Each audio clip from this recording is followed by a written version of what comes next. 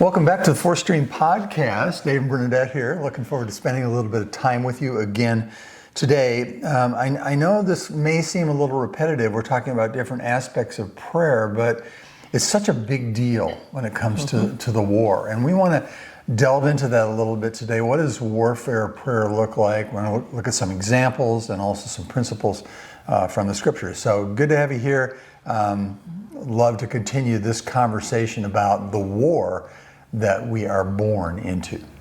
It's interesting because Jesus actually invites us into doing this in the sense that he prayed prayers like this, and not only are we invited, we're invited because he asked us and he died for us, and so it's actually in some ways required. Yeah, it's inevitable. Yeah, maybe that's a better way. Yeah, well, it is. And you and I don't choose whether or not we're going to be born into a war. We are, and God has set the circumstances for that, and there are big things going on that we have plenty of data on, but we have a lot left to learn. But in the meantime, we're going to prepare to get where we need to go.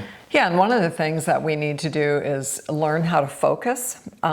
I know for me, sometimes when I sit down to pray, I think, okay, I'm going to pray. And then all these thoughts hit, what I need to get at the grocery store, or I need to make, I forgot I need to make cookies for this, or I need to mention this to Dave. And so two things happen to me. One is that I feel really guilty. And so then that hits, and you have to deal with that. And then sometimes I quit. And the other thing is I have learned to just keep a pad of paper and just go, okay, that hit me. I'm just going to write that down. I'm not going to feel guilty that I'm human. Yeah, well, this is who I am. Part of the war is that we get picked on in different ways, and one of them is fear, and one of them is our shortcomings, and so we get picked on, and that's why warfare prayer is so important. We need to actively take it to the enemy, and that's what we're talking about today. And we've got some examples of that, but also we found on John Eldridge's site, we found a prayer that if you click on the pray button at fourthstream.com, we kind of just talk through that and pray through that week by week. And so we pick out parts of that prayer, and then at the bottom of that there is a PDF of the entire prayer, and we actually pray the whole prayer, like kind of Once several a week, several times. Just depends on our situation, depending upon what's going on. But it keeps us focused, not just on the war, but on who we are in the midst of the war. And I will say, the first time we kind of did this, it was like, okay, what are we back to reading prayers? Yeah. This feels kind of weird. Like, are we in a play? I say this and now I say this. But it's really not like that for us. We read it, but then God brings things to mind and we take off from there.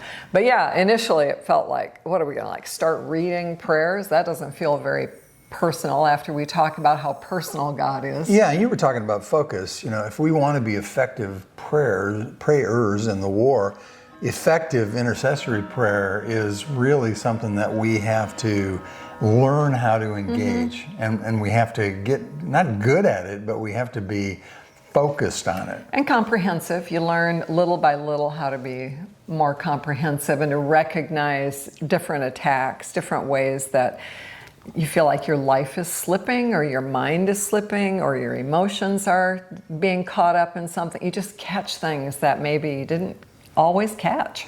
So when it comes to the idea of a written prayer, you can find that and try it. Give it a shot. And we take one paragraph from each of that every week, and we'll focus on that, because we want to be focused on the war in a way that we can be effective, and that's kind of our goal for this.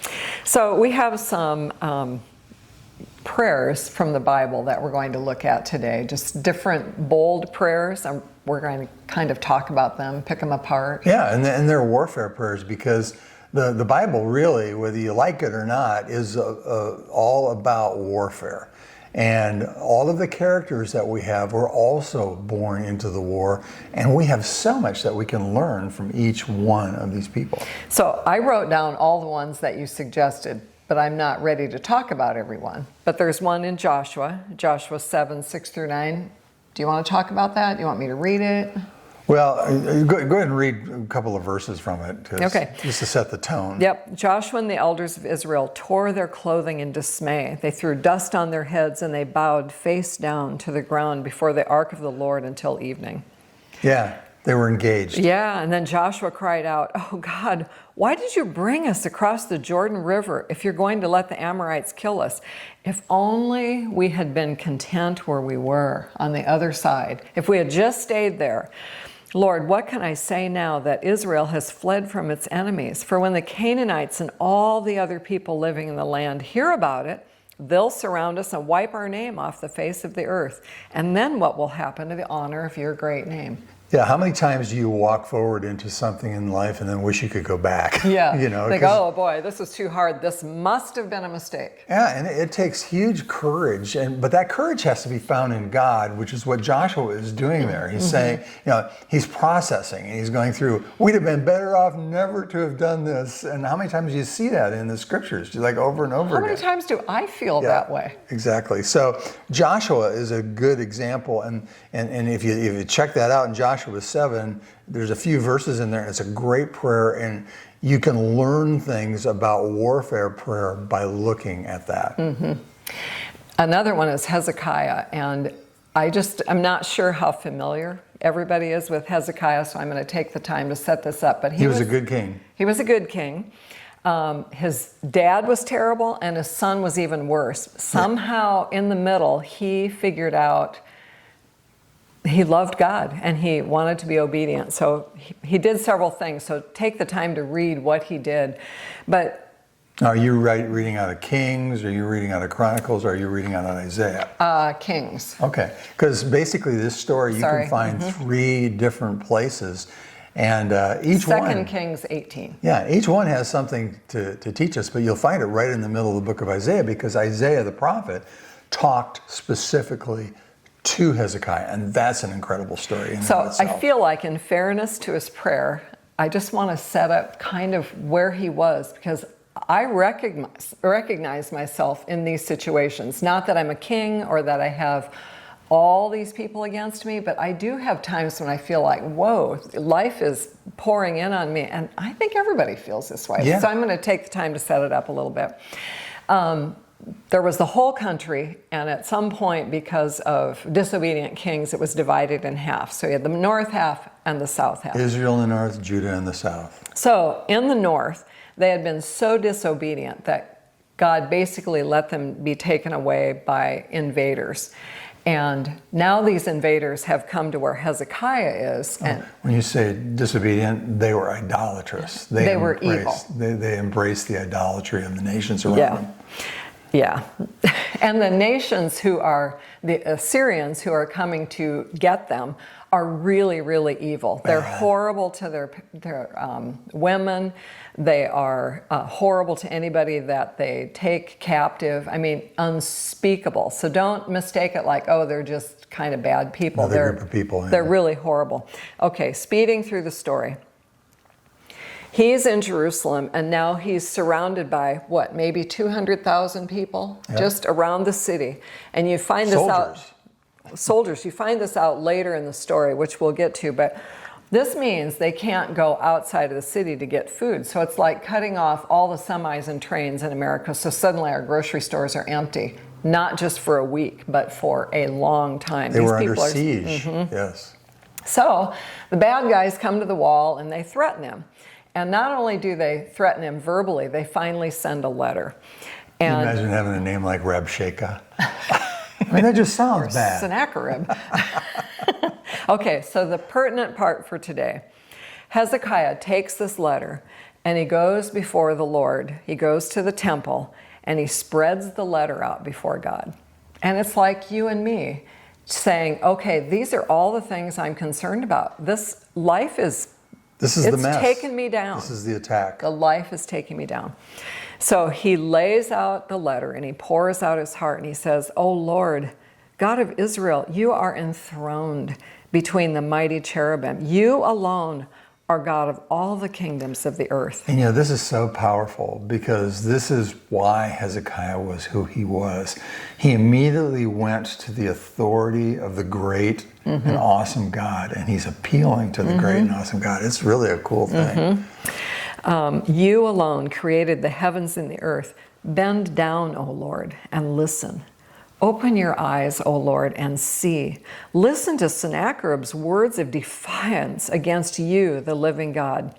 It is true, Lord, that the kings of Assyria have destroyed all these other nations, and they have thrown the gods of these nations into the fire and burned them. But of course, the Assyrians could destroy them. They were not gods at all. They were only idols of wood and stone shaped by human hands. Now, O Lord our God, please rescue us from his power. Then all the kingdoms of the earth will know that you alone, O Lord, are God. And then it says that Isaiah sent this message back to Hezekiah. Isaiah the prophet talking to the king Hezekiah, king in Judah. And this is what I think is interesting, because he comes and says that God has told him, I've heard Hezekiah's prayer. What would that do to me? How would you feel if you prayed something and a friend of yours who didn't know you were praying came and said, God's answered your prayer? It'd be like, well, whoa. This actually kind of happened to us just the other night. It did. And when it did, it was like, whoa, that is so cool. Like, it's confirmation. It is confirmation. And that's basically what Hezekiah had to feel, because this was the prophet Isaiah that had been around his whole reign as a king. Yeah. So imagine yourself in this situation. Can you write out all the threats you feel against you? Real or imagined or emotional ones. When you just actually put them all down, you lay them in front of God and say, God, you are God, and I can't fix this. I need you to fix this. Yeah.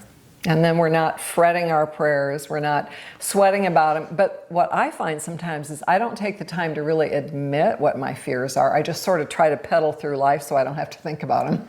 Well, even as you're talking about the example of Hezekiah, I'm thinking about the different ways that the battle comes out. And that's kind of what we're talking about today is, how do you do warfare prayer? Well, you just don't have prayers that you read. I mean, that's something that we're learning to use, but that all has to be contextualized into what's happening in your life around you, because your battle is your battle. And even though it's a part of a bigger battle, it is yours and it's mine to fight, for the honor and the glory of God. In Luke 22, it says, this is about Jesus. He prayed more fervently, and he was in such agony of spirit that his sweat fell to the ground like great drops of blood. Yeah, I try to picture that. I've looked at the language there to try to understand what the Greek words are. And, basically, it's probably the most intense kind of feeling that you can have when you're under duress. And he was under such duress. And somebody asked me a question the other day, well, what was the duress about? And I thought, it's about dying, but they brought up that maybe it was about being separated from the Father for the first time ever. And I thought, that's worth thinking about, that's worth considering. So the example of Jesus, and we have a lot of examples of him being a warrior in prayer, and he would often go and spend time alone with his Father after busy days where he was just like pouring himself out, and he had to go find strength from his Father. Or getting up early, and for me it's like, get up early, you got to be kidding. I need every minute of sleep I can find. And so it's me not really believing that there is strength in it. So we talked a little bit about Joshua, and we're just giving you a few examples. There are so many things to learn from the God story about warfare prayer. Joshua gives us a lot. Hezekiah and Isaiah, a lot of information there, a lot of insight. Jesus and Luke 22. I thought of a couple of other ones that are on my list. In James 5, it talks about Elijah. And so that's a whole story, in Kings. And it says the fervent, effectual prayer of a righteous man accomplishes much. And so there's that whole idea about my fervency and the fact that I care enough to pray, and that I'm not being timid, and that I'm going after it. But doesn't it just get you that it says the fervent prayer of a righteous man? Right there, it's like, well, that doesn't fit me. I can't be fervent because I'm not righteous. Right, but righteous is believing. Yeah, yeah, and that's what makes us righteous. Absolutely. So that's a great prayer to check out. That's in James chapter 5, and you can find that down in the notes as you look through the post. Also, Paul prays something really beautiful, and I see you've got it written out there. This is actually this is him praying for somebody else from a warfare perspective. Well, and if we believe what Paul says in one of his other letters, that Satan, who is the god of this world, has blinded the minds of those who don't believe. Yeah. If we really believe that they're blinded, they're unable to see, they cannot understand this message about the glory of Christ, then this prayer in Ephesians has different meaning. Yes. And his prayer is that I pray that your hearts will be flooded with light so that you can understand the confident hope he has given to those he called, his holy people, who are his rich and glorious inheritance. I also pray that you will understand the incredible greatness of God's power for us who believe him. This is the same mighty power that raised Christ from the dead and seated him in the place of honor at God's right hand in the heavenly realms. Now he is far above any ruler or authority or power or leader or anything else, not only in this world, but also in the world to come. So he's praying that people's eyes will be open, because he knows that they're not just closed, they're actually blinded. The warrior metaphor is really woven all the way through the God story. In fact, I think we talked earlier about in Exodus, God talks about himself. God is a warrior. And so that idea of having prayer, each part of the armor, which we'll be talking about here in a couple of podcasts, but each part of the armor that we have is important. And then we have these two weapons, one for the left hand and one for the right. So we have the shield of faith and we have the sword of the Spirit. If you're right-handed, it's probably the other way if you're left-handed. And we have those implements of warfare, but around it all is praying at all times in the Spirit. And it may actually be the most effective thing that we have to fight in the fight that we find ourselves in the midst of. And that's why these prayers, Paul and James and Jesus and Hezekiah and Joshua, they're indicative of all of the different prayers that are in the Bible, where people cry out to God because God is the one who delivers. Because they're in trouble. Yeah. Well, I just want to say, hey, Sherry, thank you for this tea. It is like so awesome. Adagio tea. Yes, thank you for sending us in that direction. We'll be back, and I was looking through, there's, I don't know, half a dozen more different subjects related to warfare, but if you look at this whole section and kind of put that all together and decide, okay, well, what do I know about warfare? But most of all, what is the implication for me as a warrior? And if you can join us in doing that, I think you'll be glad that you did it, because you want to be prepared for the war that's around us. Time's up. I think we better stop. Jesus is coming back right now.